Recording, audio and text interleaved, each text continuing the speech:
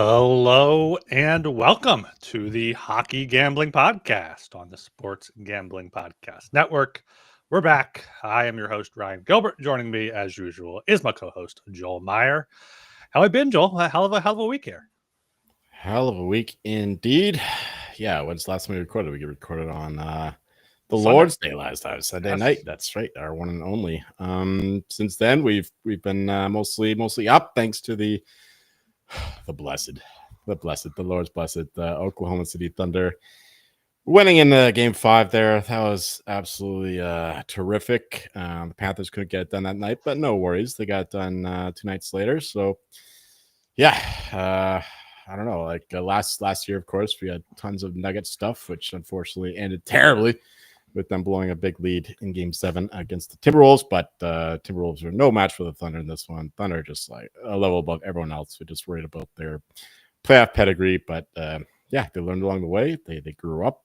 This team is just absolutely elite. I expect them to dominate, and so does the market. They're minus 700, minus 800 to win the finals. So that's all well and good. But yeah, that was terrific. Panthers killing off the Hurricanes. Absolutely terrific. So Friday night was a bit of a catch-up night for me. Went to sleep at 8 p.m. I did wake up at 2 in the morning tonight, though, or this morning, I guess, to watch my girl, Mira Andreeva, beat down Yulia Putintseva from Kazakhstan. And then my guy, Yannick Sinner, just absolutely crushing Yuri Lehechka. Felt bad for him almost, considering he went almost 2 whole sets before he won a game. And then I went to and I took a bath and I went to sleep. Yeah, I woke up a few hours later and watched the Champions League final, which was also a beatdown. Absolutely the worst final you can ever watch. PSG just destroyed Inter Milan, which was unfortunate for us. But yeah, I'm just sad. I brought my dad out for the game, brought him to the city just to see that misery. Yeah, not the best final you'll ever see by any means. Yeah, what else happened this week? We got tons of tennis going on. We're getting to the business end of that tournament. And the Oilers, they got the job done. No questions there. We can get into that in a little bit. But yeah, enough about my week. My week was terrific, thanks mostly to the Oklahoma City Thunder and the Florida Panthers, of course. But how was your week? My week was terrific as well. My birthday bender went down to AC for 2 nights there. So that was a grand old time down there. You had some good bets too. What was that, Monday night? I had some good bets on the Oilers puck line, and I had their team total over 3.5. So the 2 empty netters there were huge. That's that third period was really the only period of hockey I watched those 2 nights, thankfully, because it was the best one for our teams. I saw our Panthers lost, couldn't even score on my birthday there. The 3-0 loss was kind of getting worried there on Wednesday night, down 2-0. I was like, is this the Panthers fatigue catching up? Haven't had 2 days off in a few weeks now, but no, they could chalk on the power play. They got 2 in 30 seconds. They came back. They got the job done. So now we got close to a week off before the Stanley Cup final. So I wanted to do just kind of like a vibes episode here, kind of talk things out, because you see at most places it's a pick 'em, and like coming into the series, if any capper is out there being like, oh, this is a steal, back this team, they're lying to you. Like no one can actually believe that there's like an obvious bet on this series. Like it's a rematch, but there's so many different things happening now. Like the Panthers are better with Seth Jones and Brad Marchand. Oilers, like Leon Draisaitl had no goals, 3 points last year in the Stanley Cup final. He's healthy now. No Hyman, but they have Ekholm back. Like there's so many different angles to look at before even a game starts. So it should be a few good days here of speculation. But yeah, no sports last night. We got the Champions League, NBA, Pacers, Knicks game 6 tonight. So at least there's something on tonight here. So I want to hear more about Atlantic City. You're going on and on about stuff we already know about. But how was Atlantic City? Atlantic City. What did you eat? What did you try? Well, there was this like Asian noodles place. So we had noodles there. I had a nice Mongolian beef. Had all my comp dollars there. Had a nice Are you sure it was beef? I'm pretty sure it was beef. It was Wasn't lager. And horse? my wife she tried to get a Pinot Noir, and they brought her a Pinot Grigio in like just this little like little water cup, and she's like, How do you no, confuse those two? I don't know. She's like, no, One's red, one's white. the red wine, the Pinot Noir. I can understand Pinot Gris or Pinot Blanc, but Yeah, Pinot no, Gris or Pinot no. Noir. And she does not like white wine, so I was like, all right, I'll have this, and I chugged that down, and that was the beginning of the end for the first night there. I went back up to the room. Was a little bit worse for wear. I rallied though, rallied back up for that night. Next night, don't get too much into the table games or whatnot. So just slots on the floor, hit some big, would end up losing, getting a bunch of free drinks.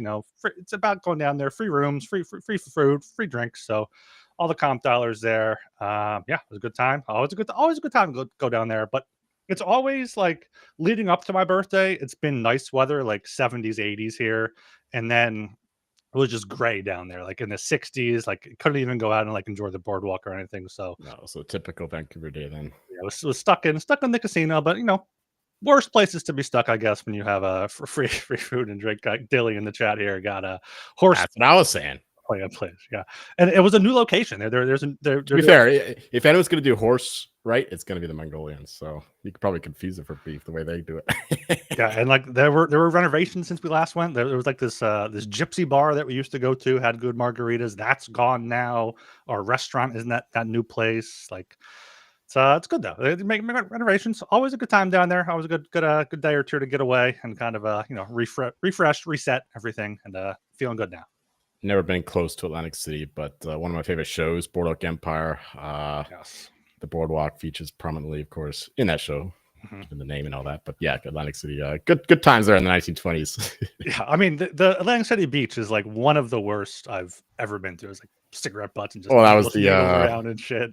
It's Always Sunny in Philadelphia, isn't that where they went? Or is that more Jersey? I never got. I mean, that is Jersey. Atlantic City is Jersey. They may have went to like Wildwood. It was the rum ham episode, if you ever saw that one.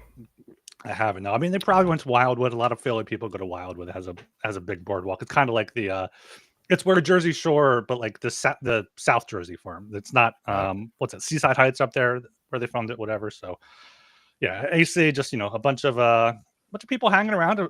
Much like the bunch of people that hang around Vancouver that you see up there, I'm sure. A lot more tan, I guess. Tan or burnt. Yeah. I mean, we got Herod over here. You got what? What's the drug of choice over there? I mean, I think it's I don't know. I think it's which one makes them go. Just good for you. It might be heroin. Which one just makes them go like zombies, where they're almost it's more like PCP, like meth and that kind of thing. I don't know. Meth, I want to say it's more like Midwest though. I think it's whatever they can. This is a Dilly question. He's in the fucking chat. Dilly would know. Yeah, Dilly would definitely know. I mean, Dilly knows all the Florida and all the all that stuff down there. So I don't know if he absolutely knows. Yeah, he's the real Florida man. The Atlantic City Florida fish. There. Yeah. Good time down there. Glad I didn't have to miss too much stuff going on. Yeah, so it was a good time there. All right, got an ad here. SGP guys are going to be ripping packs live on air next Monday night. I'm not sure if that's this Monday. They'll be breaking a case of Panini Prisms with DAPS, and you can get 10% off your favorite team with promo code SGPN. Go to sportsgunpodcast.com/break to get in on the action. I didn't mean an actual ad break. Joel has walked away. So, yeah, we got a few nights off here before the Stanley Cup final. We're not going to dig too much here into the puck buck bets. Just going to go over the vibes here. Joel's back, so we can get going there. Ask him a few thoughts. It wasn't an actual ad read, Joel. It was just a 5 minute in. I thought it was early. SGPN. Yeah, no, it was. We got Catfish says probably some stepped on coke in Atlantic City. I mean, it's definitely possible. Yeah, it's true of most places outside of Miami or LA. So I think there was one big talking point out of each clinching game in the conference finals. Do you want to talk about the Paul Maurice, Rod Brindamore handshake saga, or Pete DeBoer pulling Jake Ottinger after his defenders allowed 2 goals? Yeah, or neither. No, I mean preferably neither. But we got time to kill. Yeah, the handshake thing. People are all crushing Paul Maurice for it. They're probably. I listen to all these media, right? Like Toronto guys. They all hate Paul Maurice now because the Panthers keep killing their team. Yeah. They think that he's being all pedantic, professorial, like teaching everyone how the game is supposed to be Mhm. played and all that. Who gives a fuck? He knows more than like 90. He's the top 99 percentile of people who know how the game is supposed to be played. I totally agree with them. Like, there's no reason why we should see like 40, 50 guys in suits who aren't playing the game, shaking hands with all the players. I can understand the coaches doing, like the actual head and assistant coaches, but other than that, if you're not on the ice, just get the fuck out of here. If Rob Brind'Amour wanted to shake hands, that's his right. Paul Maurice is going to like step in his way, Exactly. Yeah.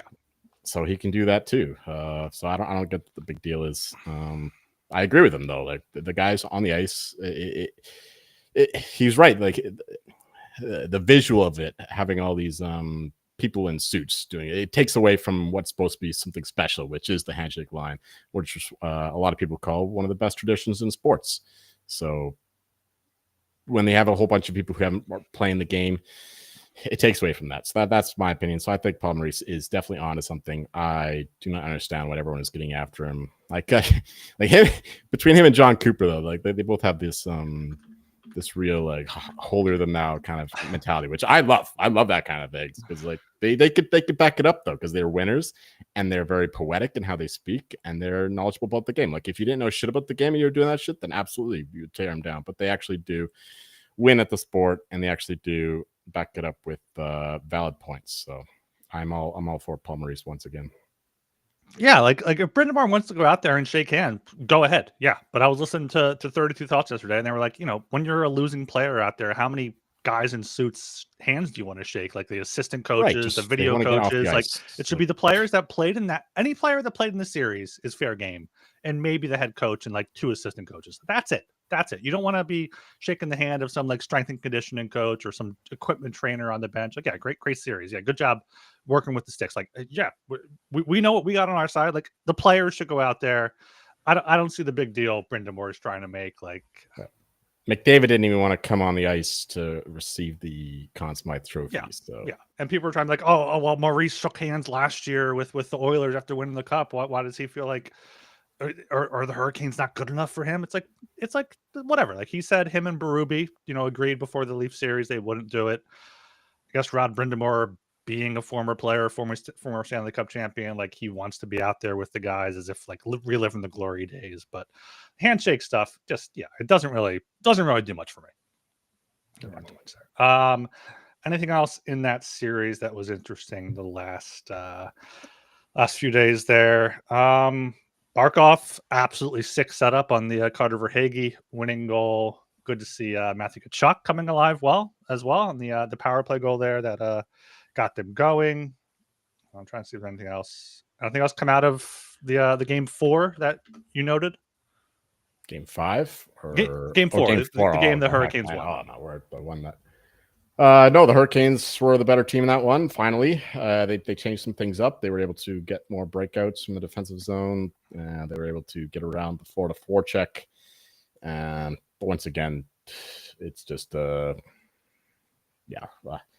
don't know. That game was more about like the Panthers being a little complacent, Hurricanes absolutely desperate because that whole streak of 15 games in a row that you've lost in the conference finals, they had to be playing for something there. So that was a pride game, and they played their best, one of their best games of the playoffs anyway. And yeah, it's tough to close the team out, and Panthers are one of the better teams at doing that. But yeah, we also saw them fail to do that 3 times against the Oilers in the finals last year. So this shit can happen. That was just a pride. I don't have much. I no doubt, like even in game 2 or game 5 rather, when the Hurricanes were up a couple goals, I still thought the Panthers were going to win the series, and they won it in that same game. So yeah, I was not worried about the Panthers at all. Knowing my opinions on the Hurricanes and their fortunes in the playoffs. So yeah, game 4 was just an oddity. Yeah, Bobrovsky once again gets away with a goal, getting called off on an offside. Another one of those unfortunate challenges for his sake, his Conn Smythe case, which we'll get into later, I'm sure. But yeah, game 4, not much to say about that one. Stankoven, he was probably the best forward for the Hurricanes. Maybe Sebastian Aho in the end, and Svechnikov the first 2 rounds was excellent, but Stankoven was all over the place. So yeah, we got to give some credit to him considering how small he is, and people just making fun of the Hurricanes for their size and adding another small guy. So I just wanted to give credit to him, but they do need to get bigger. That's for sure. Yeah, I mean Stankoven is a great fit there. I mean he's no Mikko Rantanen, but they got him. They got 2 other first round picks they can use and get whoever. Seth Jarvis, also a young guy. He was asked about how do you get these young players? Remember being young or whatever. And he's 23. Like he's 5'10". He's smaller. I saw he had like a long-term injury. He came up huge in the playoffs. So like if they can go out and get a legit top line winger, move Seth Jarvis to the second line, move Stankoven to the third line, like they can get the depth that the Panthers have, but they can't have Aho and then Kotkaniemi and Roslovic and Stahl and these guys down the middle. It's not enough. They don't have the players that can, grind it out, forecheck, cycle, and then use their skill to score. They have players that can grind, forecheck, and cycle, and then try to get the pucks on net. And it's just they don't have enough skill. So maybe they go out and do that. They have a lot of cap space this offseason. Well, part of the problem is maybe not the locale, but the way that the Hurricanes play is very demanding. Which Grantanen was not at all interested in doing the forechecking work, which is why he didn't want to stick around. Jake Gensel, I'm not sure exactly why, but I'm sure living in Florida is a lot more preferable for him. So they're trying to do the right thing to get these elite talent. It's just tough to keep players in Raleigh, I think, considering the style of play and how preferable other places are to live, I guess. Yeah, and I know Mitch Marner is the big guy out there. You're going to like this speculation I have. Mitch Marner to Anaheim. They got centers. Give him a top line winger. Play with McTavish, Carlson there. Coach Q obviously coached high octane offenses with Taves and Kane. Like Marner can be the Kane in there. Yeah, and he'd fit right in the Anaheim culture. A little surf boy.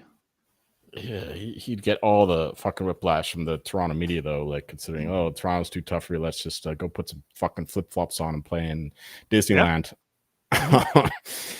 Yeah. Yeah, I do like the Anaheim team. They have a ton of potential. Just matters about the right coach getting them going. And I'm absolutely high on Anaheim this year. I wish that Coach Q didn't have the off ice baggage or what have you, so he could bet him for Jack Adams. So that's going to be a fly in the ointment. But other than that, I do think the Ducks play well and succeed next year. But yeah, Marner, we would fit in there well in some respects, but I don't know.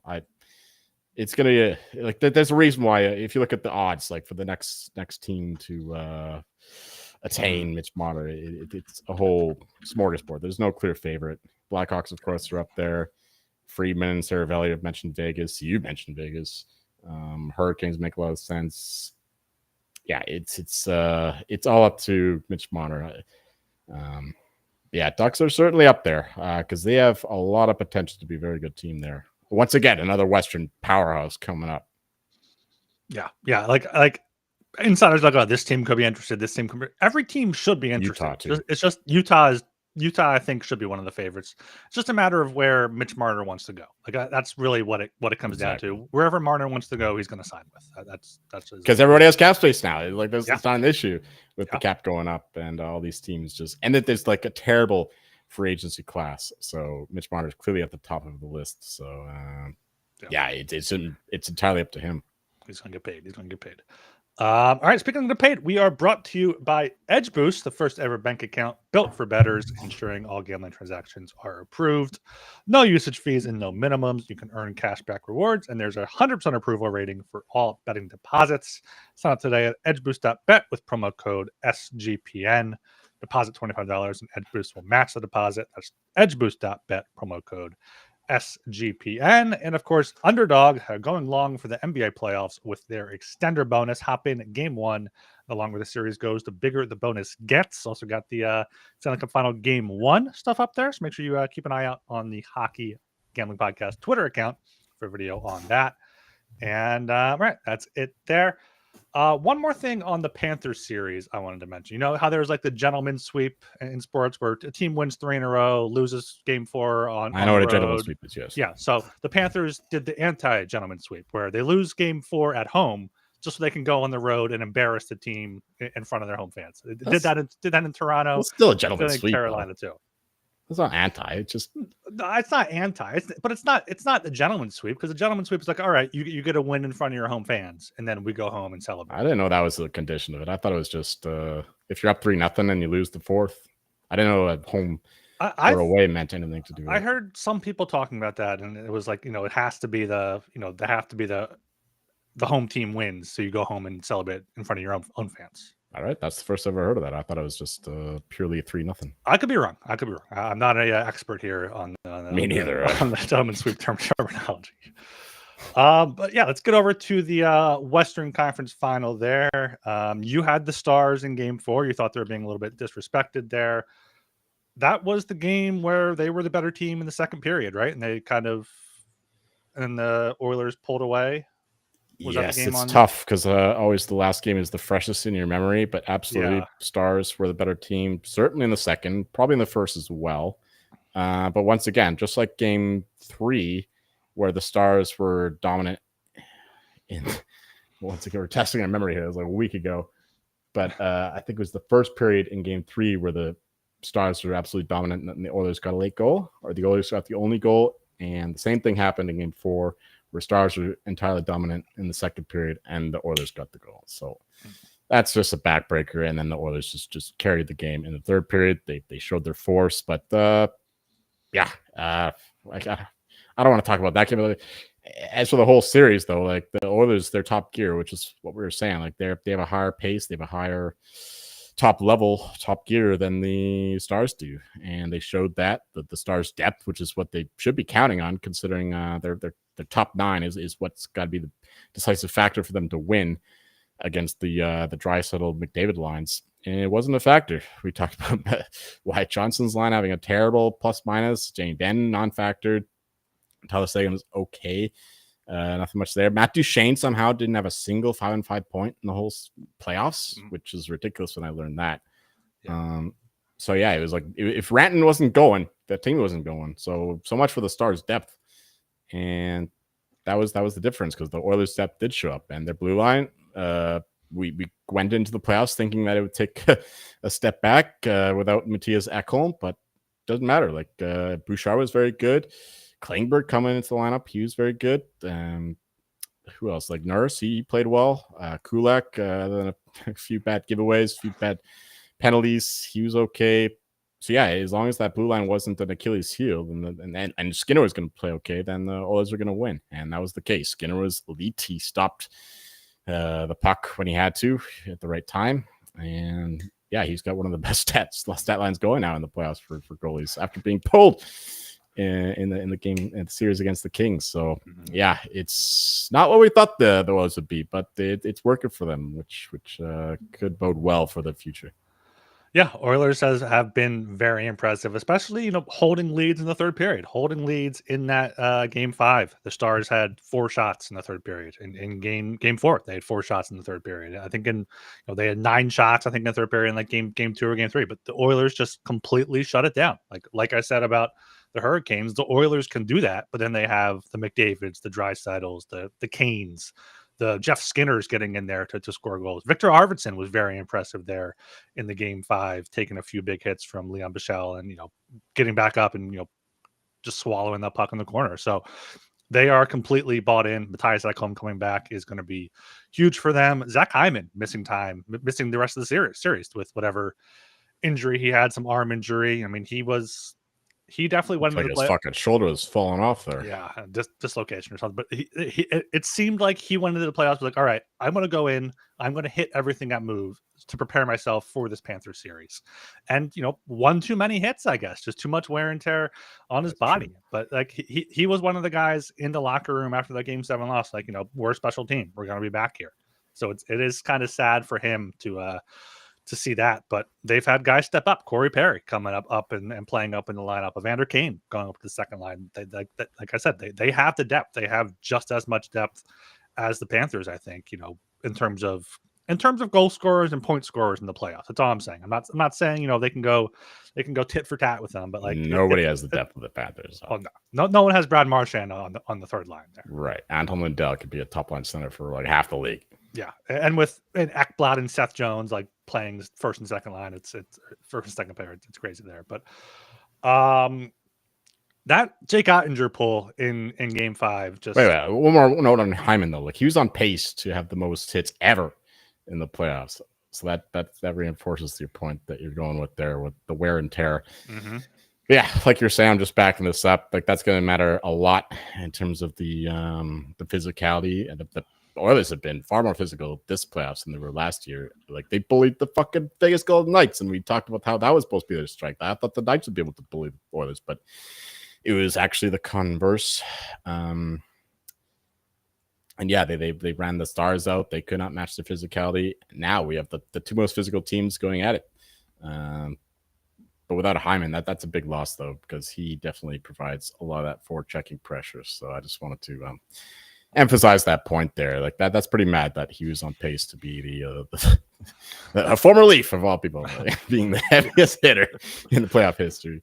Yeah, like Corey Perry maybe can like replicate some of his offense up front in front of the net, but like you said, that forechecking, getting in there, making the defenseman think, like that's one less Jeff Skinner guy they have to worry. Jeff Skinner, Kasperi Kapanen can maybe do that a little bit. No. Maybe they get Arvidsson they're both small. Maybe they get Evander Kane going a bit more, but yeah, they're looking good. Their defense now, Ekholm back, just drop. They have Ekholm, Nurse, and Wallman on the left side. Like one of those guys is going to be on the ice no matter what. And if it's Nurse, he's with Kulak, who's responsible enough defensively to lay some big hits there. So they're looking good. And yeah, it was all business for both sides after celebrating. Edmonton last year, it was like, oh, it's a dream to make the Stanley Cup final. No, it's all business this time around. They know what they got to do. I guess we'll see what Connor Brown's injury is. He was kind of a unsung hero for them down the lineup, but yeah, I do want to discuss that Jake Ottinger pull from Pete DeBoer. Also, I'm not sure if you saw today, Rupe Hintz confirmed he had a fracture in his foot, so that would definitely not help the Stars' depth. And why are you grinning like that? It makes the slash from Evan Bouchard, like the game that it came back even better. Yeah, I love that greasy shit though. Come on, it's in the playoffs. It's a war. You're not gonna fucking die. Yeah.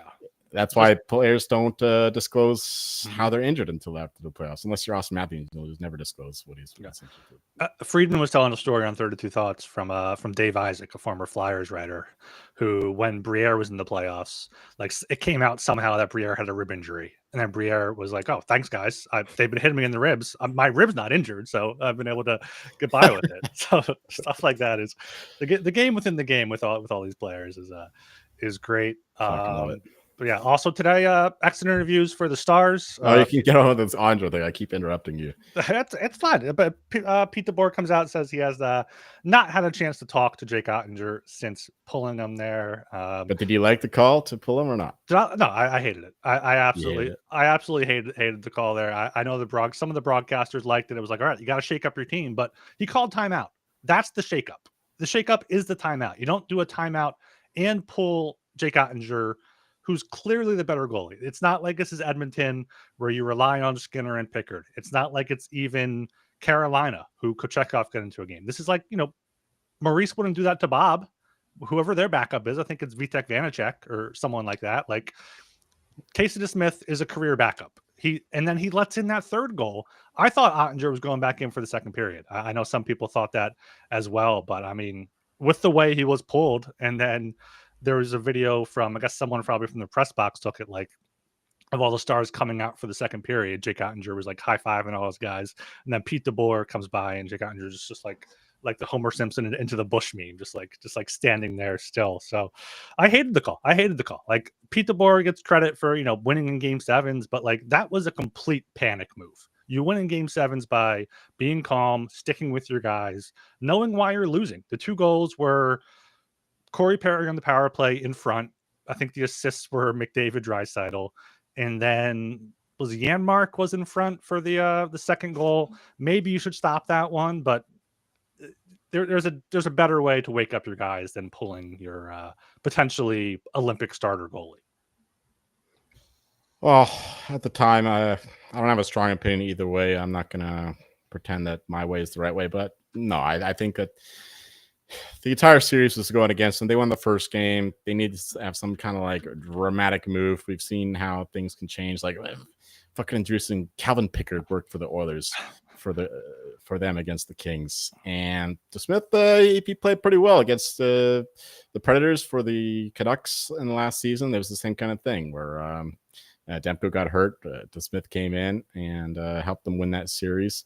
So it's not like he's entirely deprived of playoff experience. Plus, with the Penguins as well, he came in big moments too. So I'm not entirely opposed to that move, considering Ottinger was having a pretty bad series for his standards. He was very good early in the playoffs, but I mean, when you're down 2-0 against the Oilers, you need something dramatic. Just a timeout, I don't think, is enough to generate enough of a radical shift. The fact that Ottinger was skating back to his net, though. I was going to bring that up too. Like, if that's another reason. It's like, all right, I called timeout. I guess my message didn't work. Let me pull the goalie now. It's not like you're at timeout, goalie done. We're changing things. Like, all right, timeout. Let me get my message out. Then Jake Ottinger's going back to his net, and DeBoer's like, no, we're putting into Smith. Like, that would have shocked the team. If anything, like, wait, what are you doing? Like why was that the order of operations? Also, like, you saw Maverick Bourque took that horrible penalty, but just careless high sticking penalty that led to the Oilers goal. He could have benched him, but he was like, no. Maverick Bourque went back out there. He had a few good chances in the second period. Like, Jake Ottinger is one of the Stars' best 5 players, if not 3, if you include Hintz's injury, Mikko Rantanen not doing anything. You got Heiskanen, Harley, Ottinger has to play well. And yeah, Pete DeBoer came out after the game, said like he's lost now 6-7 to Edmonton in the playoffs. Something has to change. So I don't know. I didn't like it. I don't think I would have liked it if it worked. I wonder if he would have stuck with DeSmith if it worked somehow. But I don't know. Pete DeBoer, I said it 2 summers ago, I think, like, he just can't get over the hump for some reason. He's Mr. Game 7. He's undefeated in Game 7s, but he can't get it done. And yeah, what's this Game 6 record, right? Exactly. Like, how are you Mr. Game 7 and you haven't won a Stanley Cup? Like, right. You made so many conference finals. But I mean, it was the team, like you said, like Matt Duchene not having a 5-on-5 point, Wyatt Johnston having the worst plus-minus in playoff history. It was a 7-way dead heat for the most goals. You had Leon Draisaitl. I mean, Tyler Seguin had 2 goals. He had 2 goals in Game 1, and that was it. They just could not. I didn't have Jason Robertson. I thought I had Jason Robertson. I don't think so. I think you had Draisaitl. I might have just mentioned them. We're doing puck next show, so we can. I'm not going to push back anymore. You know how I feel like goalies. One is as good as the other. So my whole idea is just like shake up the rest of the team. Get the 5-on-5 stuff going. Come on, boys. Play for the guy behind the net or in front of the net, rather. Yeah, it's much ado by nothing. We can carry on. We did our service for the general sports radio talk. Yeah, let's do our do some ads here, and let's dig into some Conn Smythe before we finish it out. Brought to you by Rhythm. Our job at SGPN is to help you find the best picks. Now we've got a new tool that takes things to a whole new level. You've heard us talk about Rhythm before, and they just dropped a game-changing feature called Power Trends. These are AI-detected patterns where Rhythm's model has consistently won a high return on investment. Think a strikeout prop that wins 59% of the time when the line and win probability hit a certain range. Power Trends are updated daily and exclusive to Rhythm. No touts, no noise, just clean data-backed bets. Download the Rhythm app, check out Power Trends, and start betting smarter. You know we will be. Get your 7-day free trial. sportsgamblingpodcast.com/rhythm. We've got the Circa Ultimate Fantasy Football giveaway. Circa Resort and Casino in Las Vegas is giving away the ultimate fantasy football experience for a 12-person league to draft in Vegas and be treated like VIPs for the entire stay. 2-night stay at Circa Resort and Casino for their entire 12-person league. 6 double king rooms. Hold the draft at a cabana at Stadium Swim with a $5,000 food and beverage credit. Limo transportation, a welcome party. Reservation at the sportsbook with $500 beverage credit. 2-hour open bar package for the league at Overhang Bar. Enter now until the end of June. sportsgamblingpodcast.com/circa. That's sportsgamblingpodcast.com/CIRCA. And we got mybookie.ag, your place to bet on every sport, including the playoffs. For the true DGens, you get the MyBookie money bag. MyBookie accepts customers from a ton of locations. Easy deposit and lightning fast payouts using crypto. Head to mybookie.ag, promo code SGPN for a 100% deposit match up to $1,000. Terms and conditions apply. That's mybookie.ag, promo code SGPN. All right, let's get into some I guess a series here. Stanley Cup final. Oilers Panthers pretty much at a pick'em at most books. Here at DraftKings, you got the Oilers minus 115. You got the Panthers at minus 105. How are you feeling about the series, Joel? If you had to make a bet right now, what would your favorite pick be? Well, ever since the Oilers beat our Knights, if you got to beat the king, then you are the king, or how the fucking saying goes. So ever since then, I thought it would be a rematch of the Oilers versus Panthers, with the Oilers winning round 2. So for that reason, I do think the Oilers pull it out, but in good conscience, I can't back the Oilers with any serious amounts of money here. Like you were saying at the beginning of the show, like these lines are pretty fucking sharp. Oilers got a tiny bit of early action, I guess, but not too significant.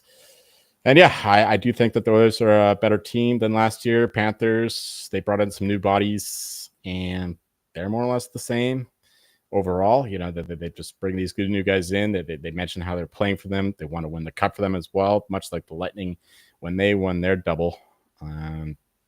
So I do think intuitively that the Oilers win the cup, but I'm not going to stake a lot of money on that. It's more about the Conn Smythe conversation for myself. But yeah, if I was just betting in a vacuum, I would take the Oilers, because I do think that they have an X gear, and McDavid is just that level of transcendent talent where he can just carry the team on his own. We know how much it means to him, and of course he's backed up with a better crew than last year, I believe, considering what we've seen from their blue line this year. And Skinner's playing at elite level like he was towards the end of the playoffs last year. So I think overall the Oilers do have the just a slightly higher gear. It's just it's the fucking Panthers too. So like the way that they can wear teams down. So if the Oilers played with enough physicality that they showed against the Knights, I think they could do the same kind of thing against the Panthers, who are similarly built, similarly big. Knights are actually a bigger team overall, I'm pretty sure. But Panthers just have a little bit more of an aggressive energy, a bit more jerkiness, if that's a word, like especially with Marchand in the lineup now. Of course, we got a bunch of Finns for the Panthers. We know they're a bunch of winners. So yeah, in a vacuum, if I just had to place one bet on this finals, it would be the Oilers at minus 115. But a lot of that's just simple intuition. Like the narrative is very strong. We always hear about when the Oilers won their first cup there in the 80s, they had to beat the Islanders, who they lost to in the series before, in the prior year. That does tend to happen. But yeah, that's just narrative bullshit. But I've just got this intuition, man. It's coming like, okay, we can go on a discussion about Plato and the transmigration of the soul. No, we're not doing that. We're not doing that. But basically, we've experienced this lives before, and you have memories from the prior life. That's the gist of it. When you insert a new body in a life, but my memory may be a little off there. But yeah, Oilers minus 15 would be the only play for me if I had to make one. But I don't know, man. Like this is I want to enjoy the series, and I don't want to bet on the Oilers. I don't want to back them at all, because I'm going to be in a fucking bar, and I don't want to be surrounded with a bunch of Oilers fans, and I don't want to see them win. Like I don't want to see the Oilers win the cup. I want to see McDavid win. I want to see Draisaitl win, but the Oilers, like the city of Edmonton as a whole, as a Vancouver right here, I'm not interested. I want to see the Panthers win another one. Yeah, I mean, Oilers here. You mentioned their first Gretzky's first one against the Islanders. There also the Penguins with Crosby and Malkin. Their first one, they lost to the Red Wings, came back the following year and beat them. So could very well be Gretzky, Crosby, and McDavid all doing that here in a rematch. And yeah, you look back at here. I have the series stats up from last year. McDavid 11 points, but after that, Bouchard and Fogel had 5. Hyman, Janmark had 4. Then you got Ekholm, Draisaitl, Kulak, Nurse, Henrique, McLeod, Holloway all had 3. Draisaitl was playing on one leg. Draisaitl was hurt. He had 3 points, all assists, 16 shots on goal in 7 games. He just was not himself at all. Like, so having that this year, especially him kind of carrying his own line. It's him with Kasperi Kapanen, and whether it's Kane or Podkolzin or whoever on that left side, like it opens up Nugent Hopkins to play with McDavid, whether it's Perry there or whoever they put up on the other side without Hyman. And like you look at them ranked by average time on ice in the series. Bouchard over 26 minutes, Ekholm 22. Then you had CC, Broberg, Kulak, Desjardins, and Nurse as other defensemen. Like now you have Wallman, you have Kulak playing better, you have Nurse playing well because he's not with Cody Ceci. Like it's just improvement everywhere there. But also kind of Broberg's still a loss. You don't think Wallman's better than Broberg? I guess 1-for-1, sure. But then you have I guess overall the blue line is better. I'll take Danner isn't good. Yeah, it's he only played one game. He played one game. So I guess CC played 6 because CC got benched for one game. Kane only 2. Was he hurt or just like out of? Was he hurt last year? That's why he missed the whole fucking season, right? Yeah. Right. Yeah. So only 2 games for him. He'll be ready to go there. But then for the Panthers, I mean, I mentioned it in our group chat. I mean, Erod led the series with 4 goals. He was the leading goal scorer with 4, 7 points to lead the Panthers. Barkov 5, Lundell 5, Reinhart, Verhaeghe, Bennett all had 4 points. Look at their time on ice. Like I don't think Gustav Forsling is being talked about enough in these playoffs. Like I feel like he's playing just as solid, just as well as he always is. 23 minutes last year. He was a Conn Smythe dark horse a bit last year. Not going to be the case this year, I imagine. But Ekblad there, and he had more votes than Bobrovsky. I think he may have. I think he may have there. You got Montour, you got Seth Jones replaced him. Barkov, Mikkola, OEL. Who do they have instead of OEL now? They got I don't know. They got decent depth. Oh, they have Seth Jones. They have Well, Seth Jones is for Montour. Kulikov, is Kulikov on there? Kulikov is down here. He's playing a much bigger role this year. Nate Schmidt is their guy, I guess, who replaced OEL there as kind of the veteran. That's downgrade. Yeah. But I mean, Marchand over Tarasenko. All of their forwards are playing a lot better. Kachuk is hopefully healthy now. So yeah, and Bob obviously in that .899 save percentage last year. Like it's a rematch. It should be a great series. Hopefully we get 7 games. Like that would be great to see, but it could very well be, I don't think it's gonna be a sweep. It could be 5 games, could be 6 games. So the interesting thing to look at here, as you said, of course, is the Conn Smythe. But if I had to play a bet on this series, maybe an Oilers -1.5 at +180, or an Oilers in 6 at +550. The Oilers do have home ice. I believe the Panthers had it last year. So that's going to be something to watch out for. But also, these are the 2 best road teams in the playoffs by quite some margin here. I believe the Panthers went 8-2 with a 48-21 goal differential. Oilers 6-3, 32-28, and they both did not have home ice advantage. Is Toronto a real home ice though? Games 5 and 7. I guess we should take a little asterisk there. If you even take away 12 of their goals, they still have a 34-19 in their 8 other road games there in those final 2 ones. So, but the huge thing here might be the Oilers penalty kill. It was fantastic last year, not the case this year, and the Panthers they didn't have Ekholm. Do have him back there. So yeah, should be a good series. Let's get the Conn Smythe odds up, though. That's really where we're talking here. McDavid +110, Draisaitl 9-1. I still think McDavid gets it if the Oilers win the cup. Like unless Draisaitl has a Marchessault type run, I think it's McDavid there at +110. Bob +260, Barkov +550, and then Kachuk 32-1. It's still just Barkov, right? What do you think? Yes, of course. That's what I've been preaching for weeks now. Yeah, it's going to be McDavid for the Oilers unless something ridiculous happens, like Draisaitl just scoring like 6 goals in the series or something like that, and McDavid doesn't do much. Even then, you never know. There's going to be a lot of bias towards McDavid regardless. Because he's the captain, and people are going to be so happy for him winning the cup. They'll want to reward him with the Conn Smythe. So all the narrative factors, or favors McDavid rather.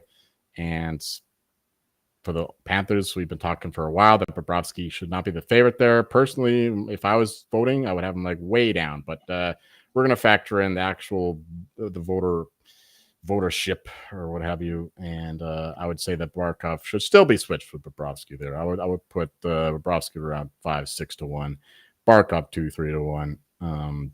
Because look, Bobrovsky is set to play the Leafs, who have one of the worst offenses in the league, and that's with the Hurricanes, who just padded his stats. Sure, they have the expected goals for numbers, but that doesn't mean much. Leafs have one of the worst expected goals for numbers. Just a matter of elite talent carrying the day, and Barkov, he's going to get the default. I've been saying that for a while now. Like people thinking, oh, there's no elite forward for the Panthers taking over. But you know what? That means Barkov just wins by default. That's why he wins the Selke by default now that Bergeron is out of the league. People recognize his talent. And if you actually watch the games, you can see how dominant he is. Like his play to set up that, was it the fourth goal, I think, for the Panthers in the third period? Absolutely ridiculous. And the first period, too, on the power play. I don't think he got an assist for it, but he was absolutely instrumental in setting that one up. If you watch this guy, like every shift, like he's just pushing forward, and the analytical stuff, the underlying numbers, they all back this up. Barkov is absolutely one of the best players in the league. He just doesn't get recognized for it because he doesn't have the like the point totals for like a Kucherov or what have you. But what he does on both ends of the ice is absolutely elite, and that's factored in now with the voters, and that's why I think that he's the default choice for the Panthers, because it's not because of the Panthers goaltending that they're winning these games. I've been over this a million times. It's going to get like a fucking broken record there. Bobrovsky has not won a single game for the Panthers. Like even that game against the Hurricanes, game 4, he had the chance. He had the chance to steal that one, but he didn't. He let in a goal. He let in 2 goals if you count the one that was ruled out for offside. That was his chance to steal a game when the Panthers offense wasn't going. That was his opportunity. If he won that one in a shutout, absolutely, he should be more in the mix, but he didn't. So he's been fine. Like I'm not saying he's playing bad. He has good numbers. He is doing exactly what the Panthers need him to do, but that doesn't mean that he should win the Conn Smythe. That's the most important player for the Florida Panthers. So once again, it's Barkov. It's going to take something ridiculous in the finals for someone to pass him, I think, and considering how these points are shared, especially on the power play when he's the guy dealing with dice, as it were. Maybe if the Tkachuk, Sam Bennett, Verhaeghe line gets going, like they're the more offensive weapon for the Panthers. So if they just like go off, maybe one of those guys can get it. But that's the I'd rather bet one of those guys than Bobrovsky at plus 260. I'll say that much. But my only bet recommendation right now would be Barkov. Tkachuk at 32 to 1. That's a pretty good number there, actually. Considering how well he looked. He looks like he was totally like dead on his feet in the first 2 rounds, but he was very good against the Hurricanes, especially late in the series. So he finally looks healthy. Now he gets the whole week off. So Tkachuk is absolutely live there at 32 to 1. So we do have some Tkachuk, but I think unless something dramatic happens, it's going to be Barkov for the Panthers. Yeah, and we saw it last year. Like Bob can come in as the favorite and then have one awful game. Like if the Panthers allow 5 goals, like a 5-3 loss in game 1, like Bob is way down the board and Barkov is the clear favorite for the Panthers, because Barkov is not going to be like, oh well, McDavid went off. It's Barkov's reason. No, it's going to be on the goalie. And Chuck 32 to 1 is a good look. It is one of the better prices out there. He's as short as 18 to 1. Sam Bennett, like you said, that second line, 39 to 1. He has 10 goals, by far the most on the team, 16 points right there behind Barkov. And then just pointing out, if my mouse would move, these 2 down here, Marchand 110 to 1.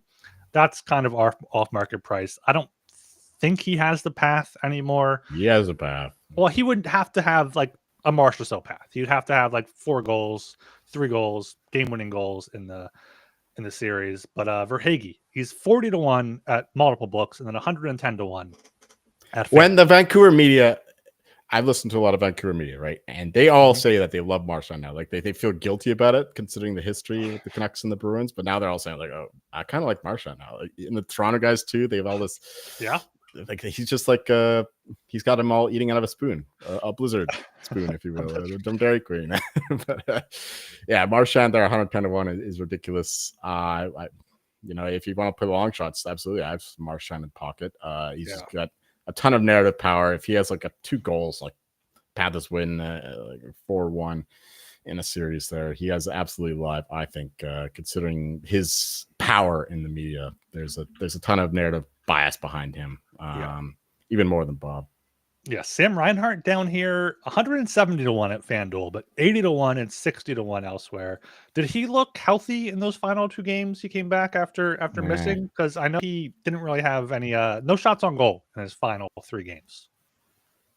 Did he play all those 3 games? He only missed. He played 1. He missed 1 and then came back for. I guess he came back. Yeah, he came back for game 5. He doesn't look really good.